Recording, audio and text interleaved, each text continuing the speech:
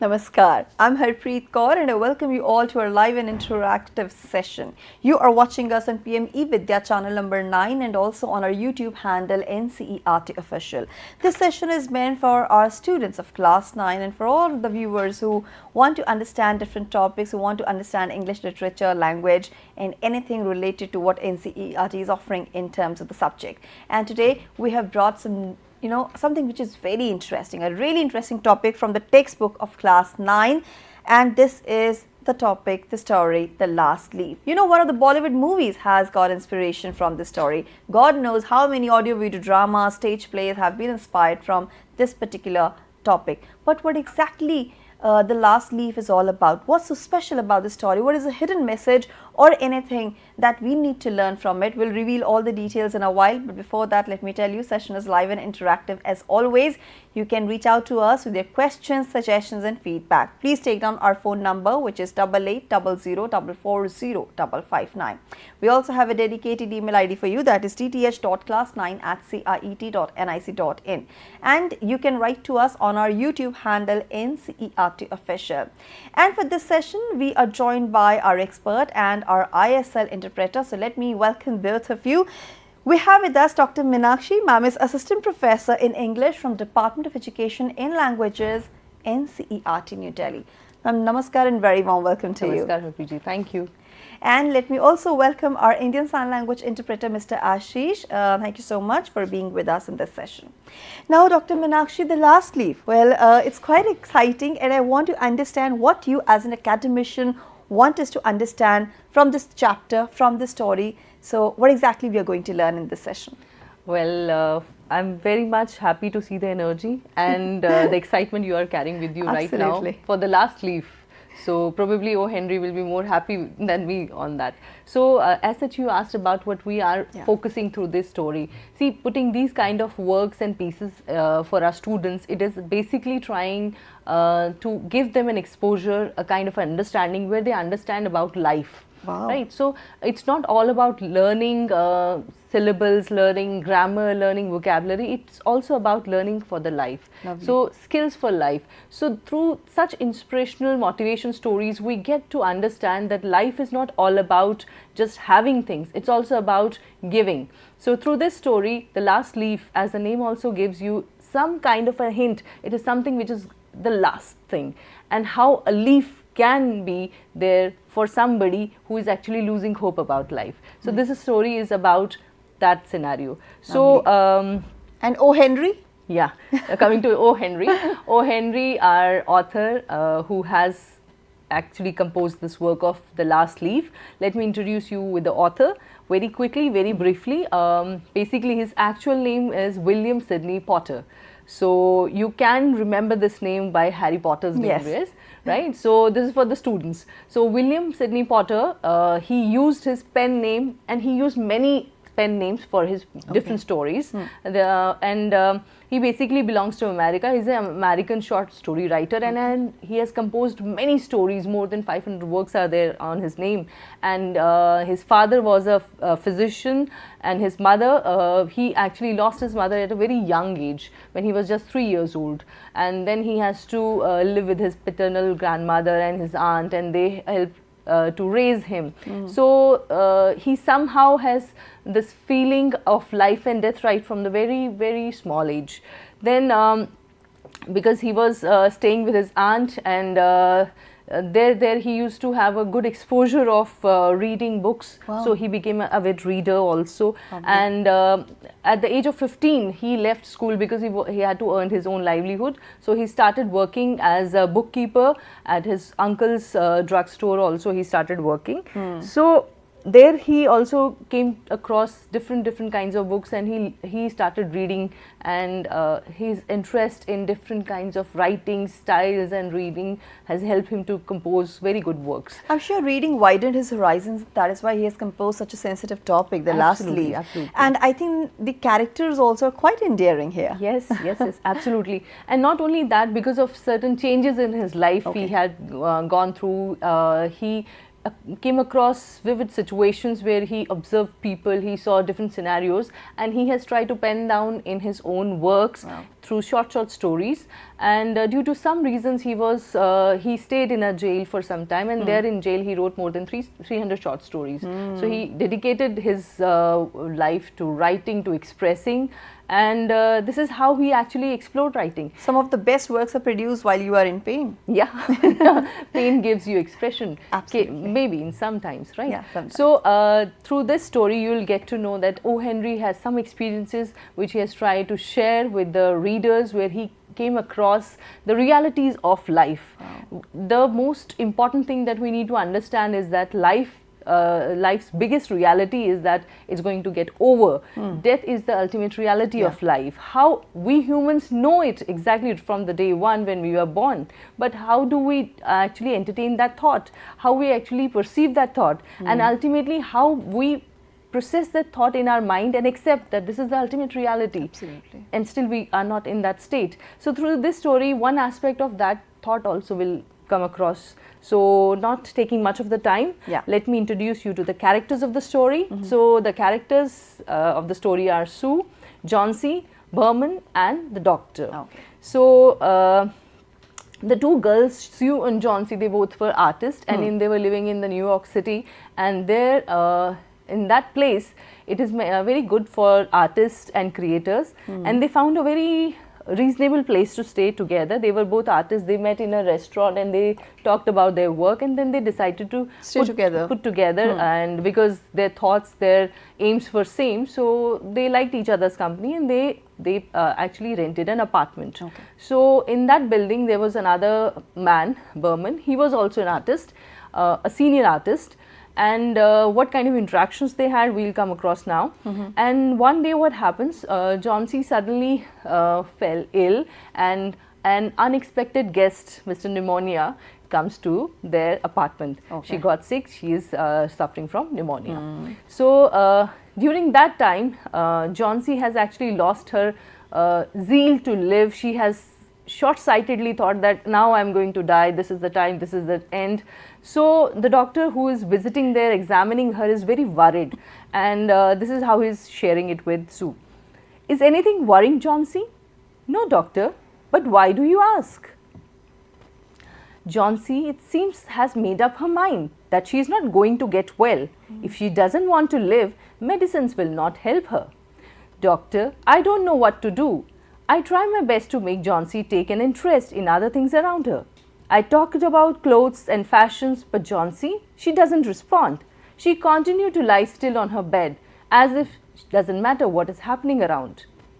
See, Johnsy, I brought my drawing board into your room, and now I'm going to paint. So Sue is actually trying to cheer up Johnsy, and doctor is also worried because the medicines will work when your body is responding. Where there is a will, there is a way. Absolutely. So now with this thing that she brought her drawing board, she's trying to inspire her, because this is the common thing that they both share. They both are artists, so they love drawing, they love creating things. So here she's trying to inspire her through this activity. So you can see she's just lying there, 12, 11, 10, 9, 8, 7. Now Sue is confused what she's counting about.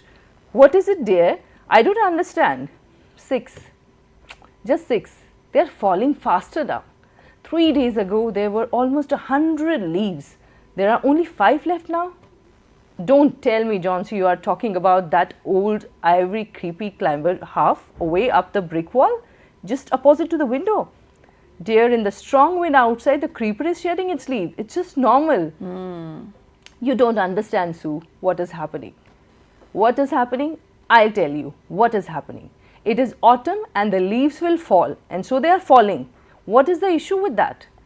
When the last leaf falls, I will die. I have known this for the last 3 days. Why do you think she is relating her moments of being alive with the falling of trees and the time she is left with? See, at that time when she is suffering from a disease, I don't know what came to her mind, because somehow she's seeing her life in one canvas where she wanted to do a lot of things, and suddenly she's lying on the bed, and when you are low, it is up to your inner will. If you take it positively, you can get back, you can overcome anything. But if you have just surrendered in front of any trouble, any problem, then everything seems to be going down. And that is why they Negative. say that surround yourself always with positivity and vibrant people. Absolutely. Don't stay in dull atmosphere And environment. the most important thing is that only you can cheer yourself up. Yes. You have to lift up your spirits. Yeah. So here she's thinking, she's just making a philosophical comparison that that is the tree, and if it is losing its leaves, that means I'm also losing the days of my life. So that kind of a comparison is in her head.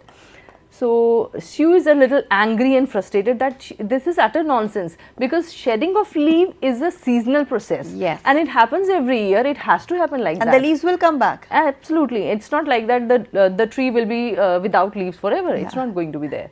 So it's similar with us. We get into troubles, we get into challenges, but suddenly when we start thinking positive about it, we learn that challenges will come and go with opportunities. We learn more new things. And must always remember, this too shall pass. Yes, that's very true. Okay. Oh, that's nonsense. What have that old ivory leaves to do with your getting well? The doctor is confident that you will get better. Ugh. You haven't eaten anything. That's why you are talking nonsense. Let me get you something to eat. No, no, no, I don't want. I'm not hungry. I don't want any soup. I'm not hungry. Now there are only 4 leaves left. I want to see the last one fall before it gets dark. Then I will sleep forever. Johnsy, see, I got you your favorite soup. Now you get up and have a soup. Sue, how do you know better than me? Okay. Okay, I will have the soup. But you don't understand anything. You're not going to die. I can't draw the curtain for I need the light. I want to finish the painting and get some more money so that we both can eat and have our rented pay. Please, my dear friend, stay positive. Johnsy, I beg you, please promise not to look out of the window while I'm painting. All right, you're painting soon, for I want to see the last leaf fall when it is finished. I'm tired of waiting. I have to die. So let me go away peacefully like one of those poor tired leaves. Try to sleep. I have to paint an old miner. I will call Berman up to be the model. All right, dear, do whatever you want. I will try to sleep now. After that, I will count the number of leaves. Berman, where are you? I need to talk to you. It's very urgent. What happened, Sue? All okay? You look worried and scared. Berman, you know, from the couple of days Johnsy is not keeping well. Yes, yes, I know. She's having pneumonia. And doctor told me about that. It is curable. So why you are so worried? She's convinced with the thought that she will die when the last leaf falls. What? Is she stupid? How can she be so foolish? She's running a high temperature. She refuses to eat or drink anything. And that worries me a lot. Oh God, I'll come with you and see her. She's sleeping now, and I told her that I'm calling you for being my model for the painting. So don't let her know that I told you all about her health. Okay, okay, don't worry. I won't tell her anything about it. Let's go. See, there was only 1 leaf on the creeper. It is raining heavily and icy cold wind is blowing. It seems as though the leaf will fall any minute now. Oh dear. Sue, please draw the curtains. I just want to check. Oh dear. Sue, what are you thinking? Just draw the curtains. Oh. Hey Johnsy, just look at the vine creeper. There is still 1 leaf on the creeper. It looks quite green and healthy. In spite of the storm and the fiery winds, it didn't fall. I heard the wind last night. I thought it would have fallen. Ha! It will surely fall today. Then I'll die. You won't die. You have to live for your friends. What would happen to me if you die? Let me rest. You talk a lot. Okay, okay, have rest, but don't think of looking out of the window after every hour to check the leaf. It is still clinging to the creeper. In the evening, there was another storm, but the leaf still there intact. Sue, where are you? Listen to me. I want to tell you something. I have been a very bad girl. You have looked after me so lovingly and I have not cooperated with you. I have been depressed and gloomy. The last leaf has shown me how wicked I have been. I have realized that it is a sin to want to die. Okay, fine. I will get you some hot soup first and also a mirror so that you can comb your hair and see yourself. Thanks, dear. It was a very tasty soup. Let me comb my hair now. Okay, dear. I'll inform the doctor as he will be coming to check your fever. Thanks, dear. Now the doctor comes and examines her. He says, I have examined her. He told Sue and he tells about Johnsy's condition. Now, I'm confident she will recover soon, and I must go downstairs to see Berman. What happened to him, doctor? He's also suffering from pneumonia. Oh. But I'm afraid there is no hope for him. Oh no, don't say that. I wish and pray he will recover soon. I have something to tell you. Mr. Berman died of pneumonia this morning. Oh dear, how that happened? He was ill for 2 days. The first day, the janitor found him on his bed. His clothes and shoes were wet and he was shivering. He had been out in the stormy night. How do you know that he was out in that stormy night, cold night? The janitor told me that they found a ladder and a lantern still ignited lying near his bed. There were also some brushes and green and yellow paints on the floor near the ladder. What all that means, Sue? Johnsy dear, look out of the window. Look at the ivy leaf. Haven't you wondered why it doesn't flutter when the wind blows? I don't know. Oh no, no, no. Oh no, God, that's not true. Yes, dear, that is because that Mr. Berman's masterpiece. He painted the last leaf for you that night, and that's why it didn't fell. So this story gives you an idea. Wow. How this man, that old man who has nothing to do with No relation with Johnsy. True.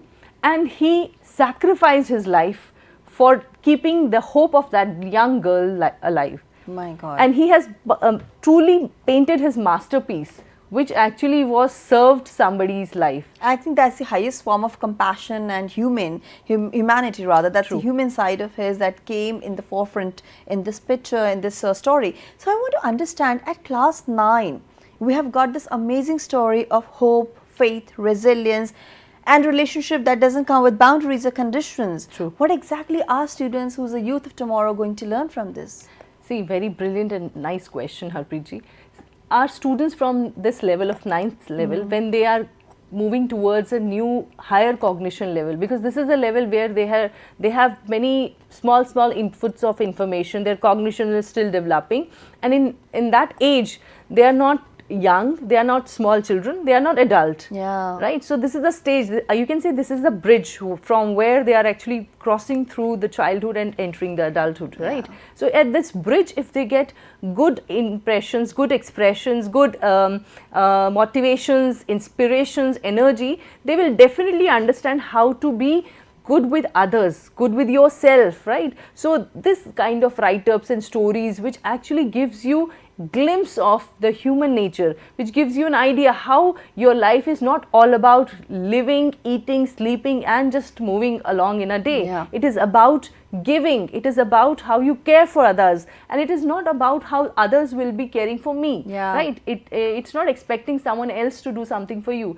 It is about how you care for people, how you care for their feelings, even if you are not creating a big difference in their life, and still you are sympathizing in their situation, you are considerate in your in their situations. That is more than enough you can do for a person. Absolutely. And it's Right. good, you're blessed if feelings are reciprocated. But even if they don't lose heart, you do your best. Now, ma'am, we are not left with much time, but there is one important question I Yes. want to ask. Since we're presenting these sessions, they're not just meant for students, but also for teachers. I really like the way you presented the story. Thank You you. know, in a dialogue manner. What message would you like to give to the teachers that, you know, how they can present such sensitive topic to their students to make them catchy, interesting, and simultaneously conveying the message? Thank you.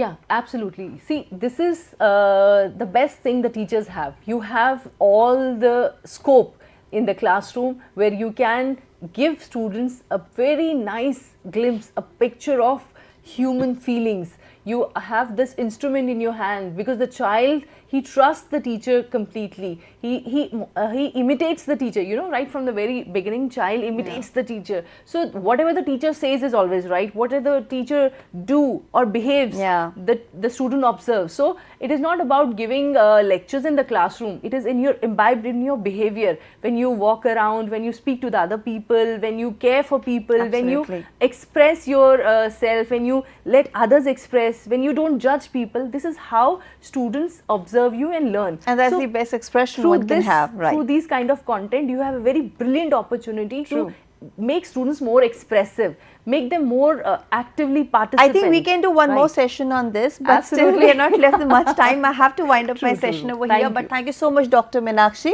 Thank you, for I your time appreciate and it. contribution. I would also like to thank Ashish for his contribution to the session. Thank you so much. And now, my dear viewers, it's time to give you some quick informations. Textbooks for grade 4 and 7 are available on Amazon, Flipkart and NCERT website. Please go and purchase them from there and take a quick look at the schedule. In a short while from now, you can watch our next session, which will be on mathematics, where we will be talking about arithmetic progression part 1. After that, social sciences, and simultaneously you can watch Manodarpan Paricharcha. We are having a webinar series on AI tools at 4. And then at 5 o'clock, we will bring you Sahyog and end the day with the session on school leadership development. With this as a wrap, this is me, Harpreet Kaur, taking leave of you, and will join you soon. Namaskar.